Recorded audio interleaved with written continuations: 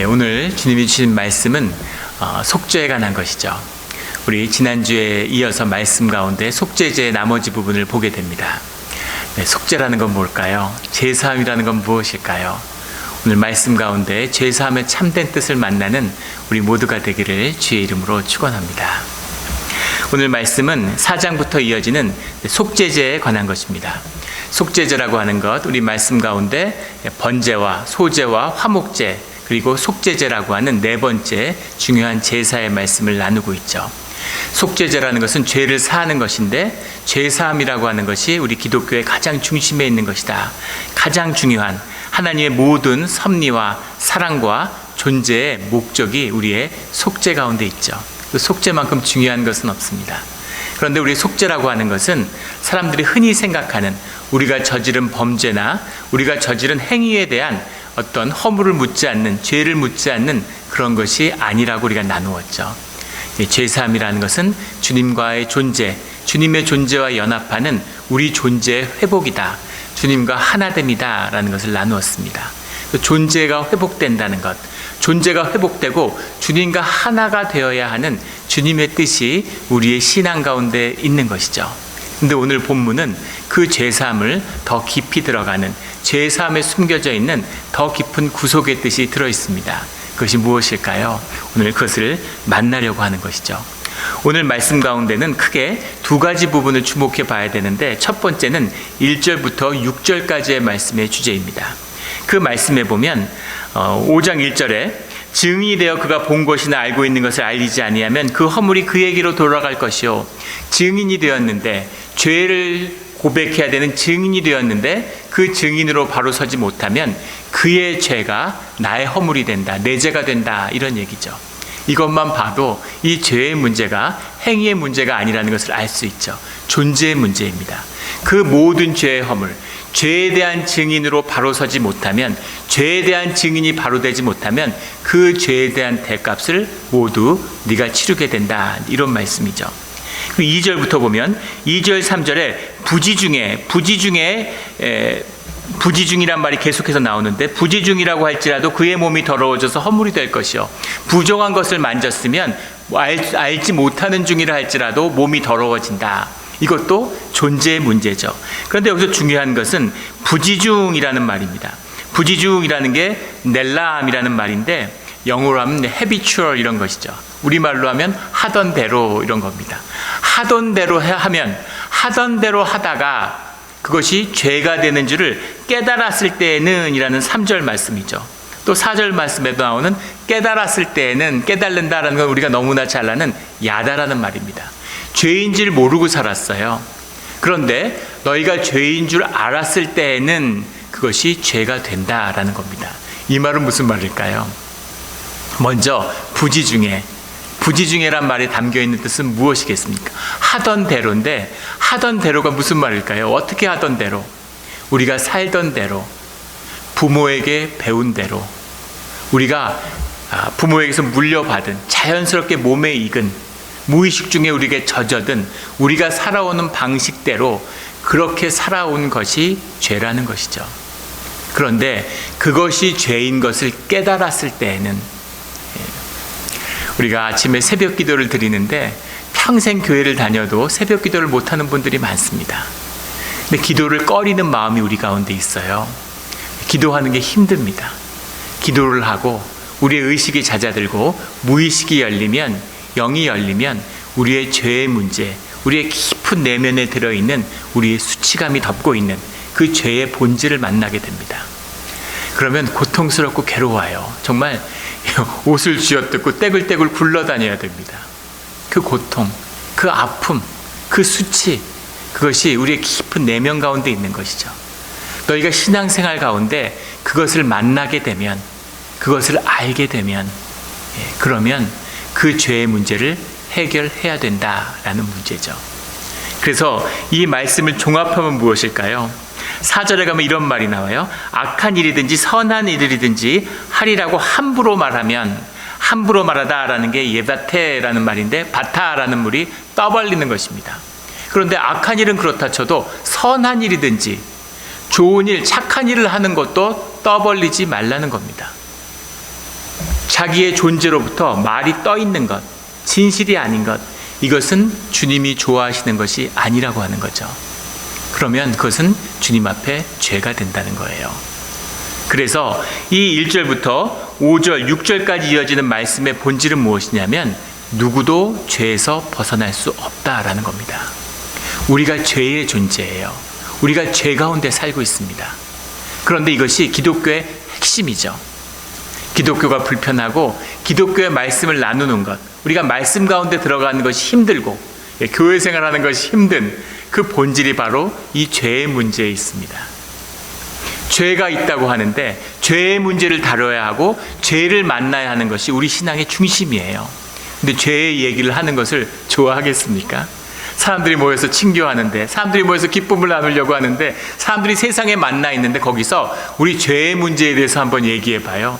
죄의 문제를 알아야 됩니다. 죄에 대한 얘기를 한번 꺼내 보십시오. 어떻게 되겠습니까? 누구도 죄의 문제를 마주하고 싶어 하지 않아요. 누구도 스스로 죄인이라고 받아들이고 싶어 하지 않습니다.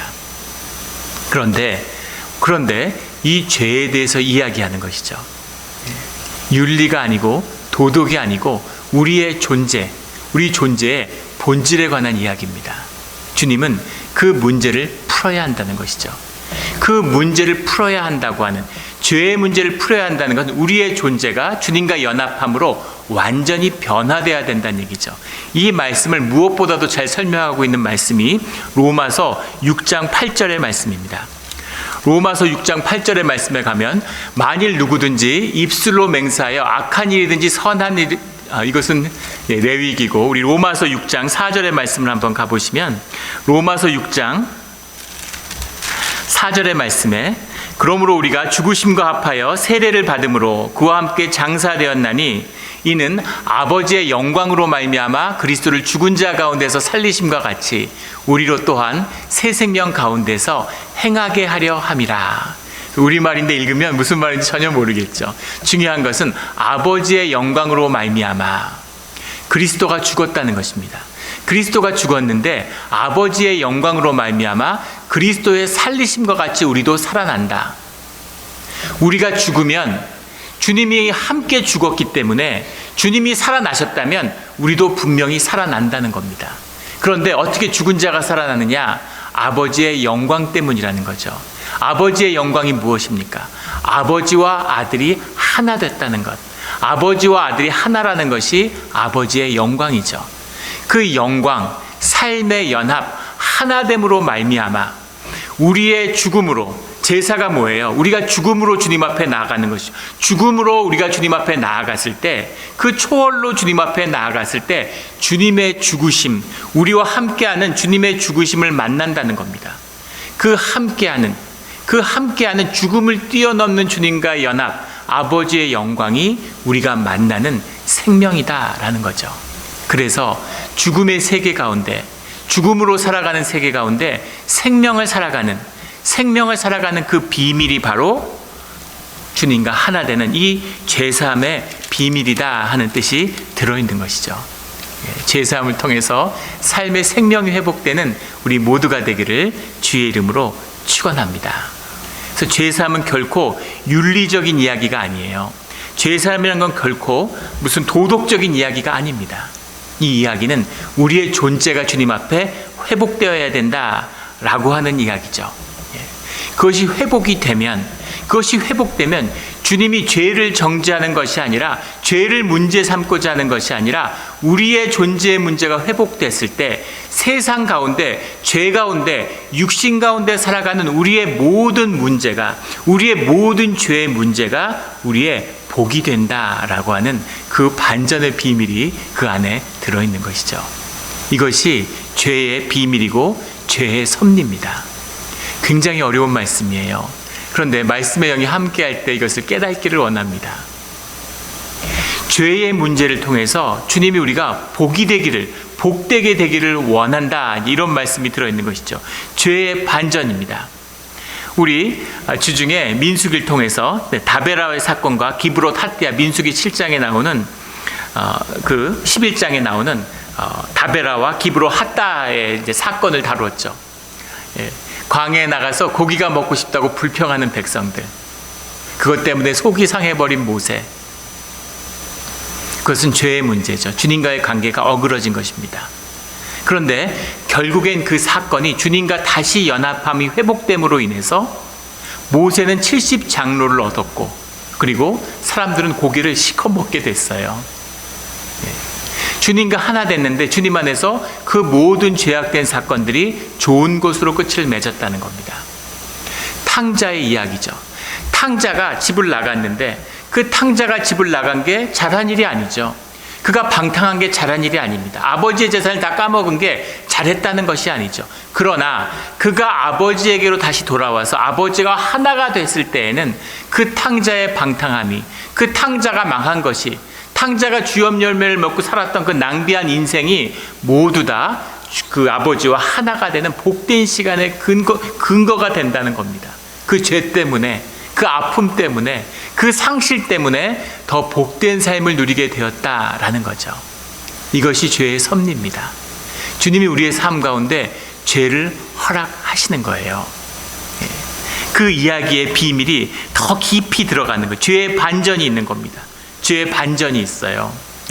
이 반전을 만나는 우리의 신앙의 길이 되기를 주의 이름으로 축원합니다. 이 비밀이 더 깊이 나타나는 것이 7절부터의 말씀이죠. 우리가 4장에서 나누었지만 주님이 속죄제의 제물을 화목제와는 달리 분명히 정하고 있습니다. 숫소든지 양이든지 그것을 가져와야지 자원하는 제물로는 속죄 제물을 받지 않는다라고 말씀하셨죠. 그래서 하나님의 말씀에 순종하는 것이 속죄의 출발이다라는 것을 우리가 나누었습니다. 그런데 7절부터 13절까지 주님이 다시 예외를 두셨어요. 그 예외를 두셨는데 7절에 보면 어린 양을 바치는데 미치지 못하면, 어린 양을 가지고 오지 못하는 사람은 산비둘기 2마리나 집비둘기 새끼 2마리를 가져오는데 하나는 속죄제물로 삼고 하나는 번제물로 삼아라, 이렇게 말씀하시는 겁니다. 그리고 거기서 한 발자국 더 나가서 11절에 가면 산비둘기 2마리나 집비둘기 2마리도 가져올 수 없는 사람이 있거든. 그때는 고운 가루 10분의 1 에바를 예물로 가져다가 속죄 제물로 드리는데, 그런데 이것은 소제와 비슷한 형체를 가지고 있죠. 13절에 보면 소제물과 같이 제사장에게 돌릴지니라, 이렇게 말씀하고 있습니다. 제사장에게 돌린다는 것은 무슨 얘기인가요? 그 사람들의 아픔, 그 사람들의 가난을 나눠라, 이런 말씀이죠. 그런데 분명히 우리의 죽음을 통해서 그 죽음의 대속제물로 주님이 속죄함을 받으시는데, 심지어 산비둘기, 집비둘기가 없는 사람은 곡식을 가져오라고 그래요. 물론 곡식도 생명이 있는 것이겠지만 어떻게 곡식으로 속죄제를 받을 수가 있습니까? 그리고 그것을 다 태우는 것도 아니라 심지어 속죄제는 소를 태워도 그 껍질과 살과 똥까지도 진영 밖으로 가져가서 태워야 되죠. 그것이 세상과 주님을 향한 기름과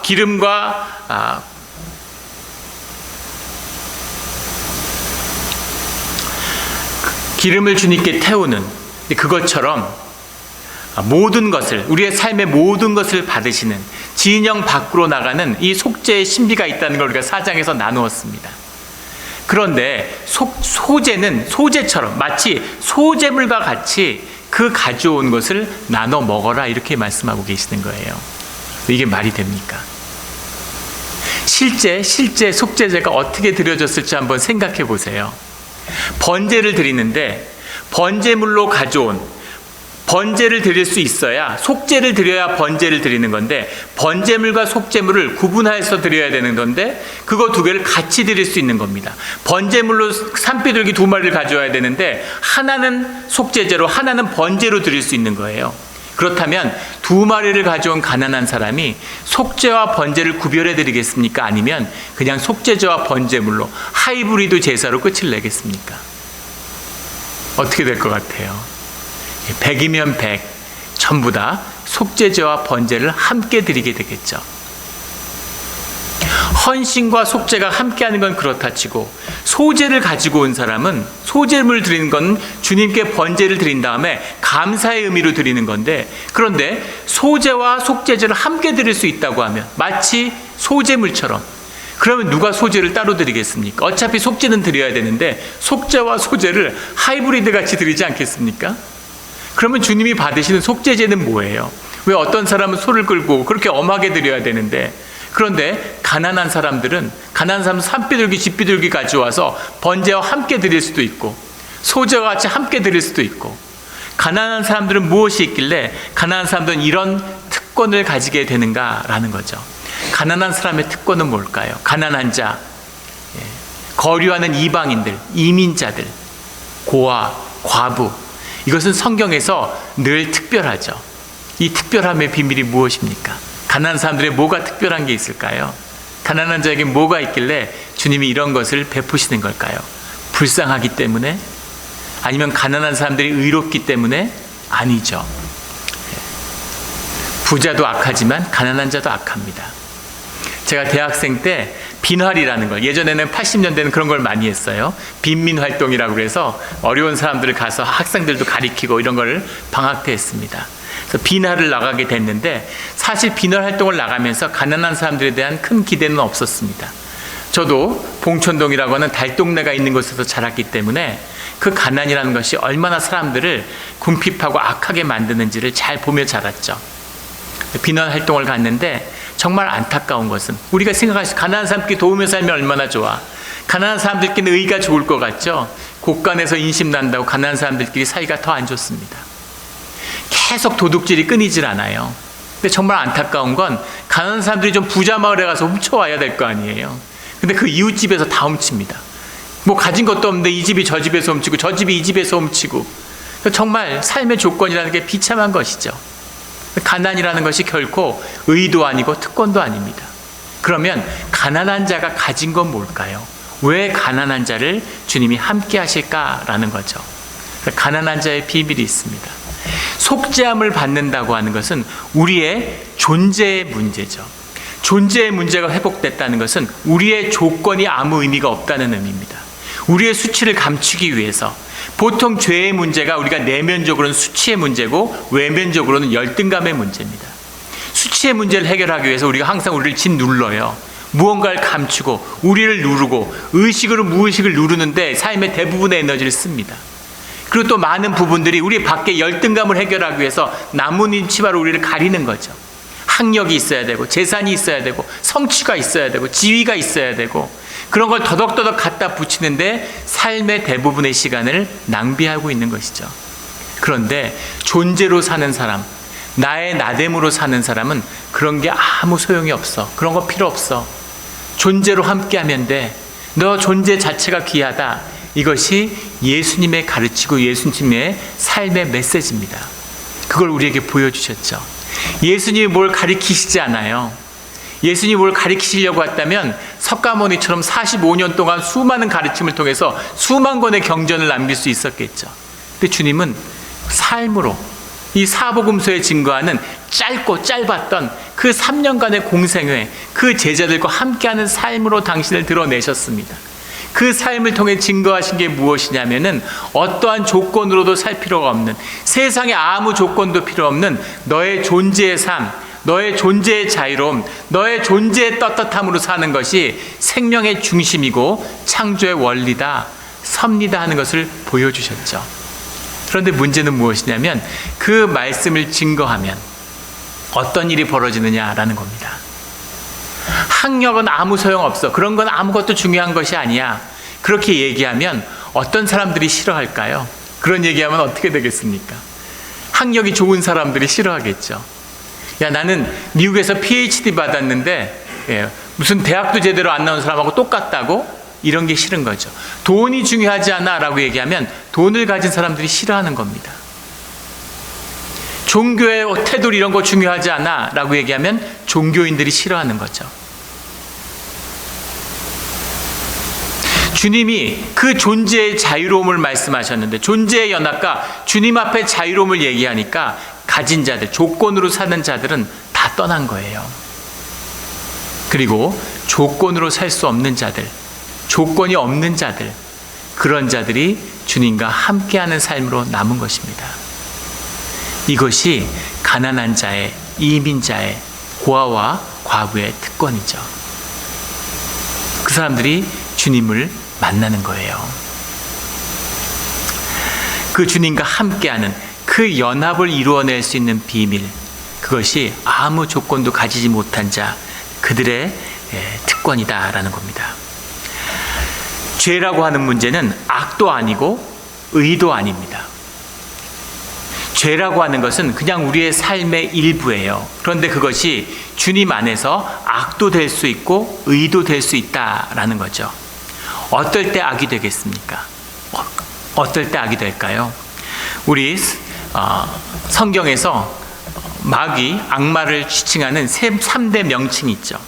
하나는 사단이고, 하나는 데블이라는 말이고, 데블로스 이런 말이고, 또 하나는 아볼론 이런 말입니다. 사단이라는 말은 적대자, 대적하는 자 이런 말이고, 데블이라고 하는 말은 참소자, 참소하는 자, 이간질시키고 거짓으로 참소하는 자 이런 의미죠. 그리고 또 하나 아볼로가 파괴자입니다. 공격하는 자, 파괴하는 자죠. 파괴하는 자, 아볼론의 특징이 뭐겠어요? 자기의 의입니다. 자기 의가 높아지고, 내가 판단하고, 내가 정죄하고, 내가 판단자가 되니까 내가 스스로 정죄할 수 있고, 공격할 수 있고, 응징할 수 있는 것이죠. 이것이 마귀의 속성이다라는 거죠. 이 아볼로의 속성이라는 것이 자기 의에서 나오는 겁니다. 내가 내 삶을 컨트롤하고, 내가 내 삶에 떳떳하고, 내가 내 삶의 주인이 됐기 때문에 내가 옳은 의를 행한다는 거죠. 이것이 마귀의 일이에요. 죄를 감추면, 죄를 덮으면, 자기 의로 자기의 죄의 수치를 감추면, 그러면 파괴자가 되는 것입니다. 그런데 반대의 이야기가 있죠. 내 죄를 만나면, 내 죄의 안타까움으로, 내 죄의 그 비통함으로 만나면, 애통하는 자들, 슬퍼하는 자들, 회개하는 자들, 안타까운 자들, 그런 자들은 주님을 만나서 주님 앞에서 의롭다함을 받는 것입니다. 똑같은 죄인인데 악마가 될 수도 있고 주님 앞에 의인이 될 수도 있다라는 것이죠. 이것이 주님과 연합하는 비밀이에요. 그래서 바리새인과 사두개인이 의인이 되는 것이 아니라 창녀와 세리가 의인이 되는 것입니다. 이것이 죄사함의 속죄제의 제사를 드려야 하는 우리 인간성의 비밀이죠.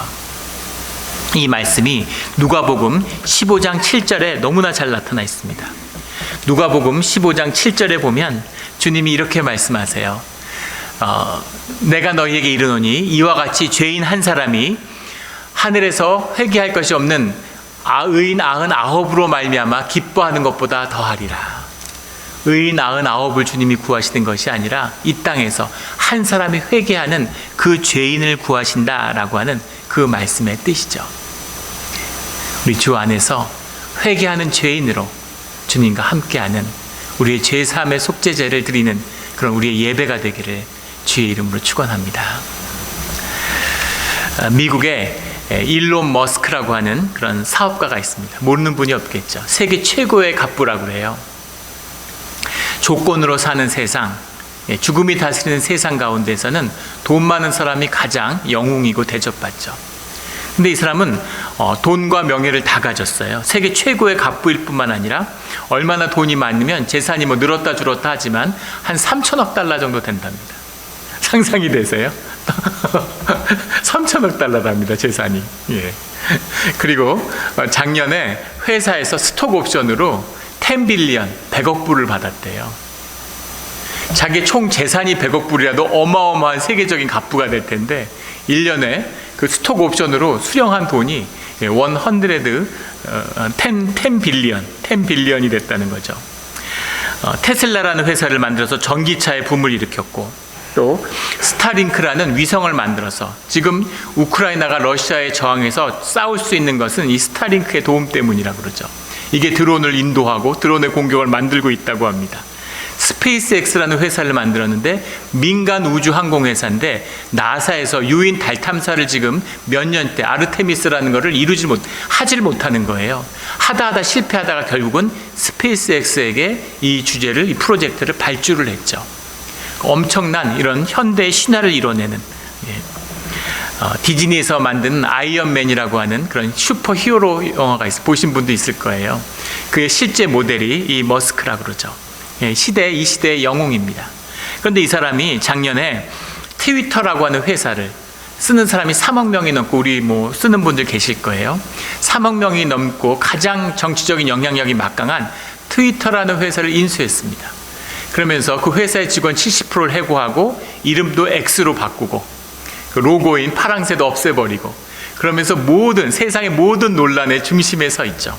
돈도 어마어마한 400억 달러 가까운 돈을 썼다고 합니다.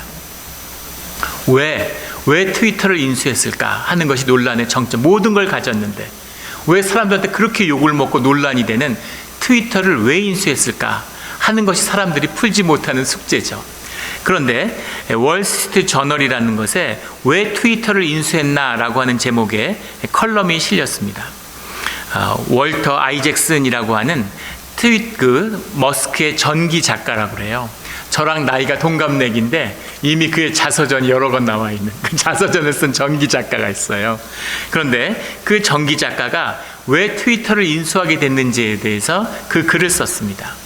글을 썼는데 그 글에는 이제 재미있는 이야기들이 많이 나오는데, 그 아이 둘을 낳은 부인이 이제 그런 이야기를 해요. 머스크가 실제 그런 이야기를 와이프한테 했다는 거죠. 자기는 카지노 칩을 테이블 밑에 내릴 수 없는 사람이다. 카지노 칩을 테이블 위에서 내릴 수 없는, 도박을 멈출 수 없는, 게임을 멈출 수 없는 사람이다. 게임에서 이겼지만 게임의 전원을 끌 수 없는 게임의 중독자다. 이렇게 정의하고 있습니다. 인생이라는 것은 허무한 것이죠. 인생이라고 하는, 육신의 삶이라고 하는 것은 가치와 의미를 만들어내지 못한다면 허무하고 떠내려가는 것에 불과합니다. 의미와 가치의 중심을 찾지 못한 자에게 인생이라는 건 결국 다 게임에 불과해요. 게임에서 이기든 지든, 돈을 땄던 잃었던 결국엔 아무것도 남는 것이 없죠. 하지만 누가 게임에서 지고 싶고 잃고 싶겠습니까? 게임을 이기고 싶고 게임에서 따고 싶은데 게임을 멈출 수 없는 것이죠. 게임을 멈추면 허무밖에 남는 것이 없기 때문입니다.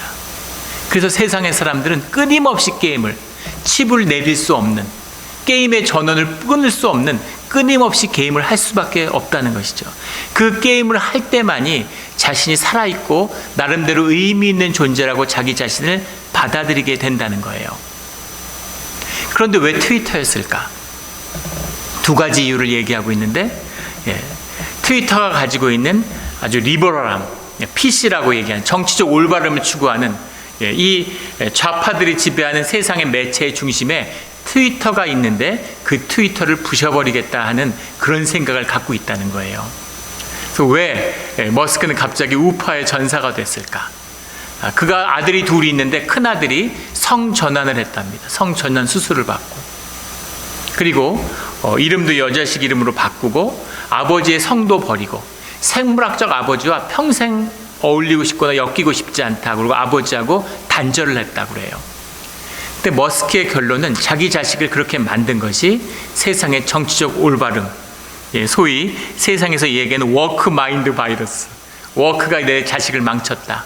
좌파적인 생각이 내 자식을 망치고 돈을 혐오하게 됐다. 세상의 모든 보수적인 가치를 혐오하게 만들었다. 그래서 그것을 부셔야겠다. 그것을 복수해야 되겠다. 이제 그런 마음을 가지게 됐다는 거죠. 뒤틀린 가정사입니다. 세상의 영웅으로 세상의 모든 걸 가진 것 같지만 자기 자식의 어려움을 공감하거나 아픔을 느끼거나 아이의 문제를 자기의 문제로 전혀 받아줄 수 없는, 아버지가 될 수 없는, 아버지 노릇을 할 수 없는 그런 사람이라는 거죠.